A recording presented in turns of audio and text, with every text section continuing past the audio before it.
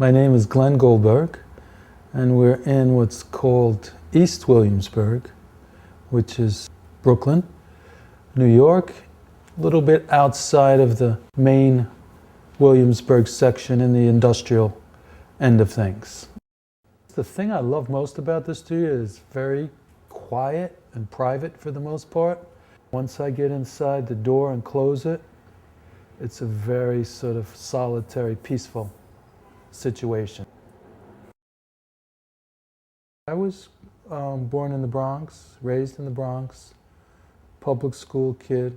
So I grew up hanging around the neighborhood, playing ball.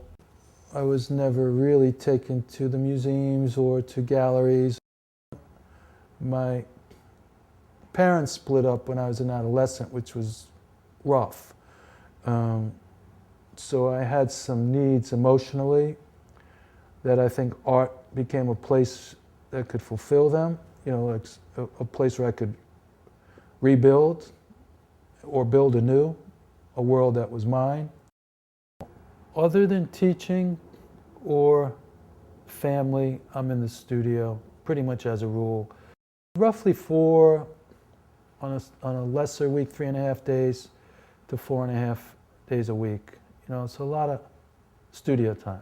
I've been a studio rat for, a long time.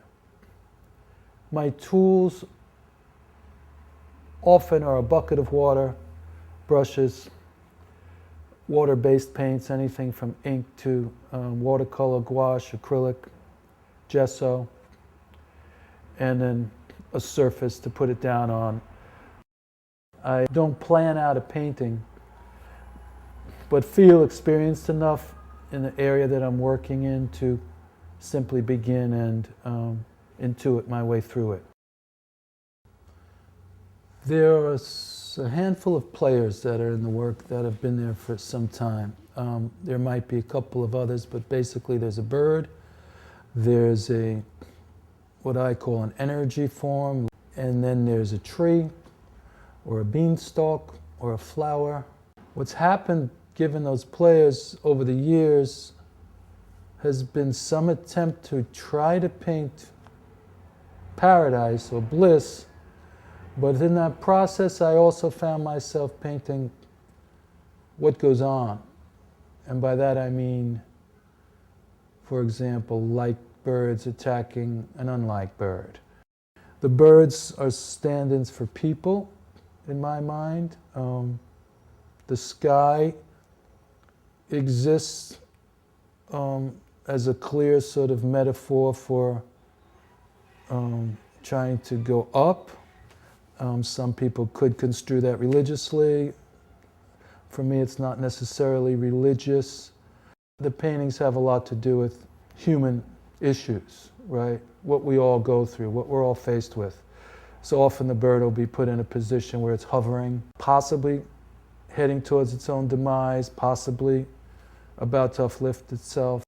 Just now I'm beginning a new painting, and the goal, once again, which has been this way for a long time, is to see if I can paint a painting that's fresh, colorful, but maybe a little wry in terms of how the color resonates. I don't want the color to ever resonate too loudly or too boldly or too acidic. So there's an intimacy that I'm always looking for. Sometimes I'll let color get a little further out than I'm comfortable with, but I'm trying to make a fresh painting that is not weighty. It's a little bit back to that Matisse idea where he strove to paint paintings that did not hold the weight of what it took to get there. So I'm trying to build a painting, but have a painting be very light. Akanchi always seems to be a good example of an artist that I admire. One, I think he's pretty experimental. Two, I think he falls a little between the cracks of art and architecture and sculpture. 3, I think he understands and is committed to making what I think of as good form, willing to fail, somewhat radical, you know, has stayed pretty raw and seems to be someone that just keeps putting whatever money he gets back into the work, and pretty hardcore, you know, and compelling. I began teaching in the latter part of the 80s. Having been a student, an art student, and coming upon a couple of my teachers that made a huge difference, others who were informative but didn't really hit home for me, but coming upon an older artist who I felt an intuitive bond with, and an example of someone who's living that life that I could relate to,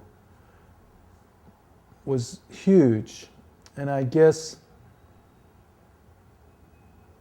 if I've been that for some of my students, that's the greatest reward.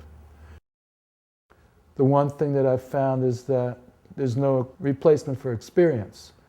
So being much more experienced than my students minimizes the intimidation sometimes of just how extraordinary some of them are.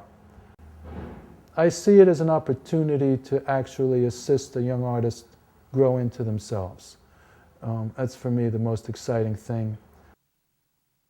I'm trying to get the students on board with this idea that they can develop their way, you know, and that there is no real right way to become an artist.